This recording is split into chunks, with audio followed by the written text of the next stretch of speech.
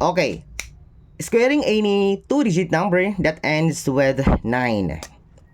Okay. The last digit of your answer is always 1.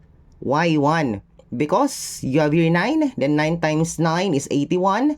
Yung 1 lang yung ating sulat. At yung 8, ito yung i-add natin at saka i-multiply, no? Sa tens place natin. Take note.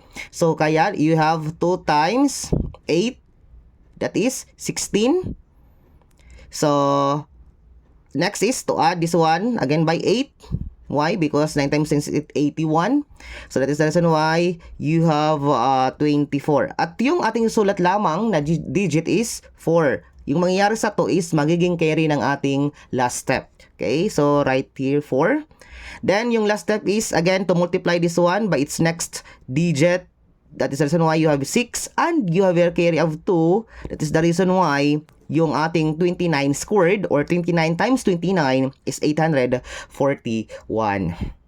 Okay, again, next example is 39 squared. Automatic, we have here 1 as the last digit of your answer. The next digit here is can be determined by multiplying again this one by 8. 3 times 8, you have 24. And always plus 8, no? Kagaya dito. Okay, so 24 plus 8, you have 32. Okay, so again, yung last digit lang yung isusulat natin dito. Now, yung last step natin is may carry siya na 3, no? Ito. So again, to multiply this one by its next number, kagaya dito, next number yung minumultiply natin.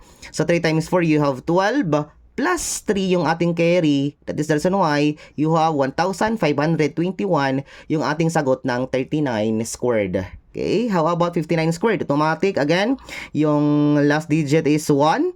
And to multiply this one by 8. So 5 times 8, you have 40. Plus 8 again, kagaya sa mga nauna. So you have 48. Yung ating susulat is yung huling digit lamang na 8.